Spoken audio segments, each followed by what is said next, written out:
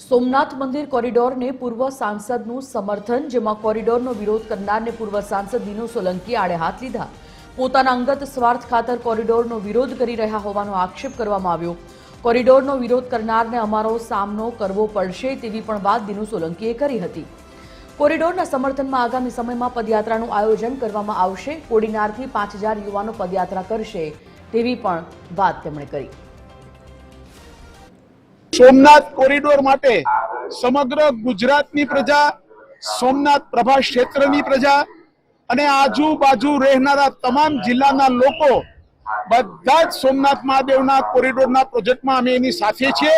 એમાં સૌથી પહેલ નજીકના દિવસોમાં કોડીનાર તાલુકા બંધનું એલાન આપીને સોમનાથના કોરિડોરના પ્રોજેક્ટના સમર્થનમાં 5000 યુવાનોની અમે પદયાત્રા કોડીનારથી સોમનાથ સુધી યોજવાના છીએ।